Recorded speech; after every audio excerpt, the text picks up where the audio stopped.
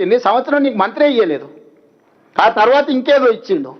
ఇప్పుడు వచ్చేసి మమ్మల్ని అడుగుతుండు నాకు ఇచ్చేసే శాఖ అని. ఎందుకంటే పాత కమిషన్లు కొన్ని రావాల్సినవి ఉన్నాయి, కాంట్రాక్టర్లు ఇవ్వలేదు, 3 నెలలు ఇస్తే అవన్నీ రాబట్టుకోవచ్చు, వాళ్ళని బ్లాక్మెయిల్ చేయొచ్చు.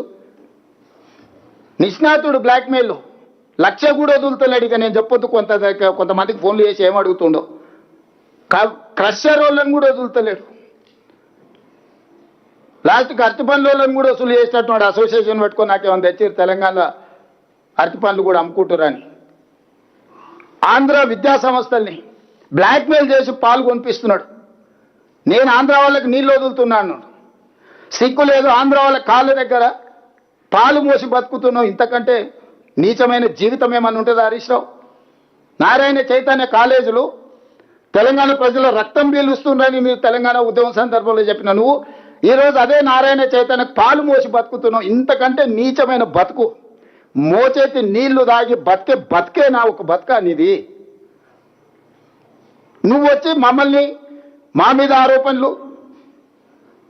అందుకే ఈటెల రాజేందర్ గారు చెప్తున్నాను, ఇష్టం నువ్వు ఎవరితోనూ పెద్దలు వెనకటి చెప్పారు, మంచోని 10 ఇచ్చి తెచ్చుకోవాలి, దుర్మార్గులను 10 ఇచ్చి వదిలించుకోవాలని. కానీ రాజేందర్ ఏందో మరి పాత సోపతికే పోతున్నాడు మళ్ళా. అందుకే రాజేందర్కి చెప్తున్నా, మీ కిలాడి కమిటీని తీసుకొని వెళ్ళు, జలశక్తి మినిస్టర్ దగ్గరికి ఎన్డీఎస్ఏ కమిటీ చైర్మన్ విలు.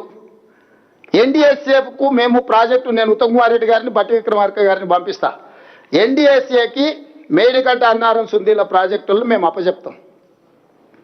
ఎందుకంటే అది ఒక ప్రభుత్వ సంస్థ, దానికి నైపుణ్యం ఉన్నది, సాంకేతికపరమైన సిబ్బంది ఉన్నారు. వాళ్ళకి అప్పచెప్పడానికి మాకు ఎలాంటి అభ్యంతరం లేదు. ఎందుకంటే వాళ్ళ పర్యవేక్షణలో ఈ ప్రాజెక్టు కడుతున్నాం. మేము ఈ ప్రాజెక్టును పునరుద్ధరిస్తున్నాం.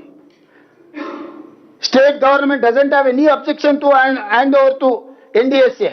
We are there to hand over this project Medigadda Annaram Sundilla